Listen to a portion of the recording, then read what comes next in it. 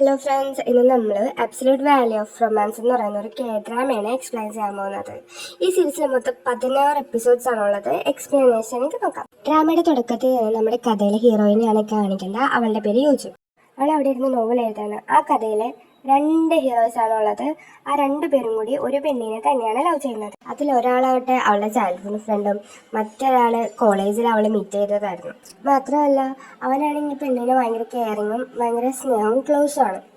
അതുകൊണ്ട് തന്നെ ഈ പെണ്ണ് ആരെ ചൂസ് ചെയ്യും എന്നുള്ള കൺഫ്യൂഷനെല്ലാം നിൽക്കുകയാണ്. അങ്ങനെ ക്ലൈമാക്സിൽ ഇവർ രണ്ടുപേരും അങ്ങോട്ടും ഇങ്ങോട്ടും തല്ലുപിടിക്കണം. നീ എൻ്റെ ലൈഫിൽ വന്നില്ലായിരുന്നെങ്കിൽ എനിക്ക് ഇത്ര പ്രശ്നമൊന്നും ഉണ്ടാവില്ലാടെന്നും പറഞ്ഞ് നിന്നെ എന്ന് മുതലാണ് ഞാൻ കണ്ടു തുടങ്ങി അന്ന് എൻ്റെ ലൈഫ് ഫുള്ളും പോയി, എൻ്റെ കയ്യിൽ നിന്ന് പോയി എന്നൊക്കെ പറയണം. ഞാൻ നിന്നെയാണ് ആദ്യം മീറ്റ് ചെയ്തിരുന്നെങ്കിൽ ഞാൻ നിന്നെ കല്യാണം കഴിക്കുമെന്ന് അവൻ പറയണം. അപ്പോൾ പെട്ടെന്ന് അവനൊരു കോള് വരികയാണ്. കോളിൽ അവൻ്റെ അച്ഛനായിരിക്കും. അച്ഛൻ പറയാണ്, ഞാൻ ഇവൻ്റെ അമ്മേനെ കല്യാണം കഴിച്ചു, നിങ്ങൾ തമ്മിൽ സഹോദരങ്ങളാണ് എന്ന് പറയണം. ഇവരാണെങ്കിൽ ഇപ്പോഴാണ് ഒന്ന് പ്രണയം തുറന്നു പറഞ്ഞത്. അപ്പോഴേക്കും ഞങ്ങൾ സഹോദരന്മാരായി എന്നും പറഞ്ഞ് ടെൻഷൻ അടിച്ചിരിക്കുകയാണ്. പെട്ടെന്ന് ആ ക്യാരക്ടർ ഹീറോയിനുണ്ട്. ഇതൊക്കെ ആദ്യമായിട്ടാണ് ഇങ്ങനെയൊക്കെ ഒരു കഥ കേൾക്കുന്നത് പറയാണ് ഹീറോയിൻ. അതിന് എന്ത് പറ്റിയെന്ന് ചോദിക്കുമ്പോൾ കഥയിലെ ക്യാരക്ടർ ഇതൊക്കെ ഒരു കഥയാണോ? ഇപ്പം തന്നെ 100 എപ്പിസോഡായി.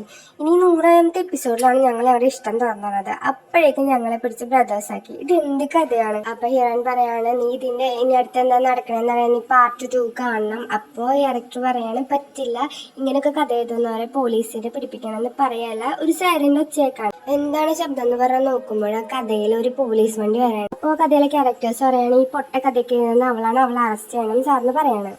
അപ്പോൾ പോലീസുകാരൻ ഇവളെ പിടിക്കാൻ വേണ്ടി റിയൽ വേൾഡിലേക്ക് വരുന്ന പോലെയൊക്കെ ഫീൽ ചെയ്യാണ്.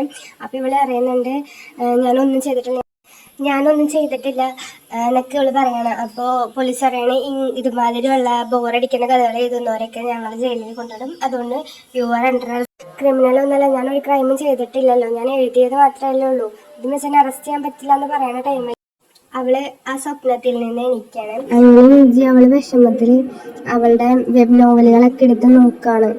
അപ്പോൾ അവള് ലാസ്റ്റ് എഴുതിയ ആ ചെക്കന്മാരുടെ നോവലില്ലേ, അതിനാണെങ്കിൽ ഒരു റിവ്യൂ ഇല്ല, കമന്റോ ഒന്നുമില്ല. അവളല്ലാണ്ട് വേറൊരാളത് വായിച്ചിട്ട് കൂടിയില്ല. അവളങ്ങനെ വിഷമിച്ച് സങ്കടപ്പെട്ടിരിക്കുകയാണ്. ഒരു കമന്റോ ഒരു റീച്ചോ ഒന്നുമില്ല. അപ്പോൾ ഇങ്ങനെ സങ്കടപ്പെട്ടിരിക്കുന്ന ടൈമിലാണ് പെട്ടെന്ന് അവളുടെ അനിയൻ കഥ തുറന്നു വരാണ്. അപ്പോൾ അവളോട് പറയാണ്, കോക്ക് വാങ്ങി തരാൻ പറയണം. കാരണം ഇവള് BL ഡ്രാമ എഴുതണത് അവന് മാത്രമേ അറിയുള്ളൂ. അപ്പോൾ അവനത് വെച്ചുകൊണ്ട് അവളെ ബ്ലാക്ക്മെയിൽ ചെയ്തുകൊണ്ടിരിക്കുകയാണ്. ഇവളാണെങ്കിൽ സൈകെട്ടത് വാങ്ങിക്കൊടുക്കാണ്ട് പറ്റില്ല. കാരണം ഇവളുടെ ബ്രദർ ഒരു കോക്ക് അഡിക്റ്റാണ്. ഇവളെ ഭീഷണിപ്പെടുത്തുകയും ചെയ്യണം. പിന്നെ അവൾ വാങ്ങിക്കൊടുക്കാമെന്നും പറഞ്ഞാൽ ആ ശരി വാങ്ങിത്തരാം എന്നും പറഞ്ഞ് അവൾ തല കെട്ടിയിട്ട് പുറത്തേക്ക് പോവാണിത് വാങ്ങാൻ വേണ്ടിയിട്ട്. അവളിങ്ങനെ നടന്നു വരുന്ന സമയത്ത് ഓരോ കാര്യങ്ങളിങ്ങനെ ആലോചിക്കണമെങ്കിലും ചെയ്യും. ഇനി ഞാൻ എന്ത് ചെയ്യും, അടുത്ത ഞാൻ എന്ത് എഴുതും, കൂടെ തന്നെ ഒരു അനിയൻ, അവൻ്റെ ശല്യം അതിലും വലുത്ത്.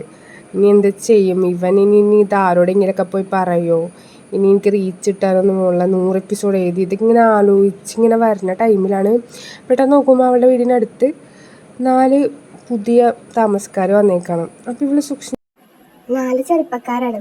അപ്പോൾ ഇവളുടെ ഭാവനയിൽ ഓരോന്ന് തെളിയാണ്. ഇവള് BL ഡ്രാമയാണല്ലോ എഴുതുന്നത്.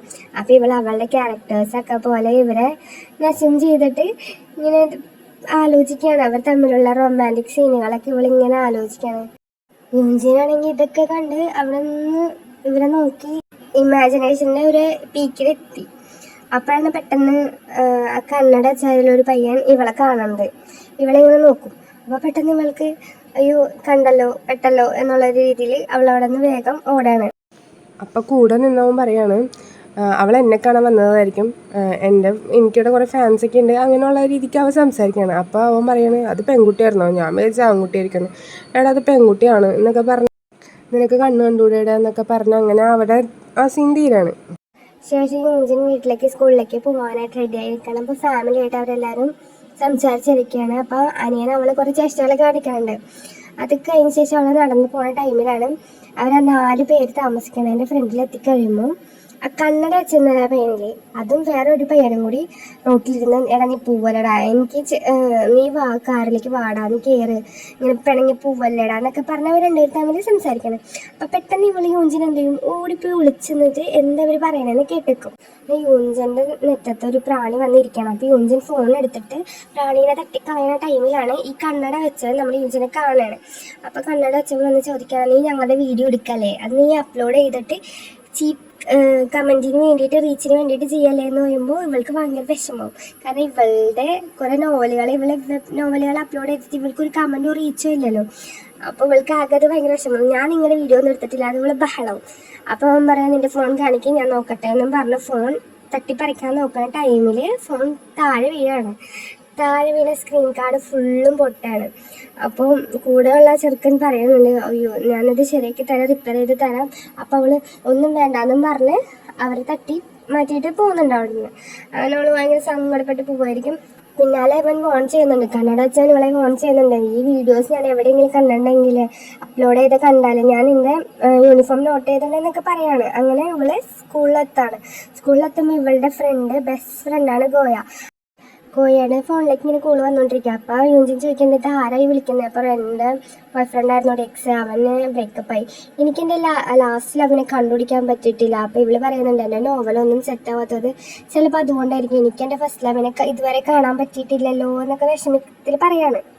അപ്പോഴാണ് സ്റ്റാഫ് റൂമിൻ്റെ മുമ്പിൽ ഭയങ്കര കൂട്ടം. യൂഞ്ചനാണെങ്കിൽ ഓടിപ്പോയിട്ട് ഗ്യാപ്പിലോട് ഉള്ളിക്കൂടെ ഒക്കെ നുഴഞ്ഞ് കയറിയിട്ട് എന്താ അവിടെ നടക്കുന്നത് നോക്കുകയാണ്. അപ്പോൾ പുതിയതായിട്ട് സാറന്മാർ വന്നിരിക്കണം, എല്ലാവരും സാറന്മാരെ കണ്ടിട്ട് ഇങ്ങനെ വീണെടുക്കണം.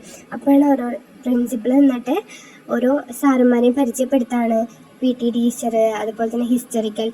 അങ്ങനെ പ്രിൻസിപ്പൾ ഓരോ ടീച്ചേഴ്സിനെ ഇങ്ങനെ ഇൻട്രൊഡ്യൂസ് ചെയ്യാണ് സ്റ്റാഫുകൾക്ക് എല്ലാവർക്കും. അപ്പോൾ യൂഞ്ചിനെ ഇത് കാണുമ്പോൾ ഒരു മിനിറ്റ് ഇവരെ ഞാൻ എവിടെയോ കണ്ടിട്ടുണ്ടല്ലോ എന്നിങ്ങനെ ആലോചിക്കാൻ ടൈമിലാണ് അയ്യോ പെട്ടല്ലോ എന്ന് യൂഞ്ചിന് ആകെപ്പണി പാളി എന്നൊക്കെ ഉള്ളൊരു മൈൻഡ് ആവണത്. കാരണം ഇവരായിട്ടാണ് ഒരു കാലത്ത് ബഹളമായത്. ആ ടൈമിലാണ് പിള്ളേരൊക്കെ കൂടി നിന്നിട്ട് സ്റ്റാഫ് റൂമിൻ്റെ ഡോറ് ബ്രേക്ക് ചെയ്ത് എല്ലാവരും കൂടി സ്റ്റാഫ് റൂമിലേക്ക് വീഴാണ്. അപ്പോൾ ഇത് കാണുമ്പോൾ യൂഞ്ചിനാണ് ഫ്രണ്ടിൽ തന്നെ വന്ന് വീഴുന്നത്. യൂഞ്ചിനെ കാണുമ്പോൾ തന്നെ അവന്മാർക്ക് മനസ്സിലാവാണ്. ആ കണ്ണട വെച്ചവൻ യൂഞ്ചിനെ നോക്കുന്നുണ്ട്, യൂഞ്ചിനും തിരിച്ച് കാണുന്നുണ്ട്. പ്രിൻസിപ്പൾ അവിടെ നിന്ന് ദേഷ്യപ്പെടുന്നുണ്ട്, അവന്മാർ ഇതെന്താ പെൺപിള്ളേർ ഇങ്ങനെ എന്നുള്ള രീതിക്ക്. അങ്ങനെ ലാസ്റ്റ് ഒരു പെണ്ണ് ഓടി വന്ന് ഫോണൊക്കെ എടുത്തിട്ട് തിരിച്ചോടുന്നുണ്ട്. എന്നിട്ട് യൂഞ്ചിൻ്റെ ഫ്രണ്ട്സും കൂടി ഇങ്ങനെ പറയാം, അടിപൊളി ടീച്ചേഴ്സ് അല്ലേ, അപ്പോൾ മ്യൂസിക് ടീച്ചറെ കാണിക്കണേ, എന്നെക്കുറിച്ചല്ലേ നിങ്ങളിങ്ങനെ പറയണമെന്ന് യൂഞ്ചിനോടൊക്കെ ചോദിക്കുമ്പോൾ യൂഞ്ചിൻ പറയും, അല്ല സാർ ഞങ്ങൾ താൽക്കാലികമായിട്ടുള്ള ഹോം ടീച്ചറായിട്ട് ഇരുന്നതിന് താങ്ക് യു എന്നൊക്കെ പറഞ്ഞ് അവിടെ നിന്ന് പോവാണ്. പിന്നെ ക്ലാസ്സിൽ ഇരുന്നിട്ട് ഇവർ ഇത് തന്നെയാണ് ചർച്ച ചെയ്യണത്, ആ സാർ എനിക്ക്, ഈ സാർ എനിക്ക്, അങ്ങനെയൊക്കെ ഓരോരുത്തർ ചർച്ച ചെയ്യണം. അപ്പോൾ ഗോയ പറയുന്നുണ്ട് എനിക്ക് ഈ സാറിനെ ഇഷ്ടപ്പെട്ടു. അപ്പോൾ ഇവരെ ക്ലാസ്സിലെ പഠിപ്പിയായിട്ടുള്ള കൊച്ചിൻ്റെ അവൾ പറയണമെന്ന് മിണ്ടാണ്ടിരിക്കുമോ, സ്വൈര്യം തരുമോ എന്നൊക്കെ പറയാണ്. സ്റ്റാഫ് റൂമിലാണെങ്കിൽ പുതിയ ടീച്ചേഴ്സ് എല്ലാം പ്രിപ്പയർ ചെയ്യാണ്, പുതിയ ക്ലാസ് എടുക്കാനായിട്ട് പോകേണ്ട കാര്യങ്ങൾക്കൊക്കെ അവർക്കിട്ട് സ്പേസൊക്കെ നല്ല നീറ്റൊക്കെ ക്ലീനൊക്കെ ആക്കുന്നുണ്ട്. അങ്ങനെ ഓരോന്ന് ചെയ്യുന്ന ഓരോരുത്തർ സെൽഫിയൊക്കെ എടുക്കുന്നുണ്ട്. അപ്പോൾ യൂഞ്ചിൻ്റെ ഫ്രണ്ടും കൂടി നീ എനിക്കെന്താ ഇത്ര സന്തോഷം യൂഞ്ചിൻ ചോദിക്കുകയാണ് ഗോയയുടെ അടുത്ത്. അപ്പോൾ അവൾ പറയണേ ഞാൻ എൻ്റെ ലാസ്റ്റിൽ അവനെ കണ്ടെത്തി, എനിക്ക് അങ്ങനെയുള്ള സാർമാരെ കാര്യം പറഞ്ഞ ആളെന്നെ ശരിയാക്കി തരും എന്നുള്ള കേസാണ് പറഞ്ഞത്. കാലത്ത് കണ്ടപ്പോൾ എന്നൊക്കെ ഇങ്ങനെ പറഞ്ഞ് വാതിൽ തുറക്കുന്ന ടൈമിൽ ഇവള് കാണുന്നത് കണ്ണട വെച്ച പുള്ളീനാണ്. അപ്പം തന്നെ ഇവള് വാതിലടയ്ക്കണം. അപ്പോൾ കൂട്ടുകാരി എന്താടി തുറക്കുക എന്ന് പറഞ്ഞ് നോക്കുമ്പോൾ പുള്ളി നിൽക്കുകയാണ് കണ്ണട വെച്ച ആളാണ് നമ്മുടെ കഥയിലെ ഹീറോ, അവളുടെ മാത്സ് ടീച്ചറാണ്. അപ്പോൾ പുള്ളീനെ കണ്ട് പുള്ളി ഇവിടെ ഇങ്ങനെ നോക്കുന്നുണ്ട്, യൂഞ്ചിൻ ഇങ്ങനെ തന്നെ ദേഷ്യപ്പെട്ട് നോക്കണുണ്ട്. യൂഞ്ചിൻ അയ്യോ പെട്ടല്ലോ എന്നുള്ളൊരവസ്ഥയായി. യൂഞ്ചിൻ എന്നിട്ട് ക്ലാസ്സിലേക്ക് കയറാൻ പറയണേ, ഞാനാണ് നിങ്ങളുടെ ക്ലാസ് ടീച്ചർ. ഈ ടൈമിൽ യൂഞ്ചിൻ്റെ മൈൻഡ് വൈസ് നമുക്ക് എല്ലാവർക്കും മനസ്സിലാകും. കാരണം യൂഞ്ചിൻ വിചാരിക്കാൻ പെട്ട് ഇനി എന്ത് ചെയ്യും, ഒരു വഴിയില്ലല്ലോ എന്ന് വിചാരിച്ച് കാലമാട്ടിന് മുമ്പിലാണല്ലോ പെട്ടല്ലോ എന്ന് വിചാരിച്ച് ആ ടൈമിൽ അവിടെ എൻ്റെയാണ് ഫസ്റ്റ് എപ്പിസോഡ് എൻ്റെയാണ്.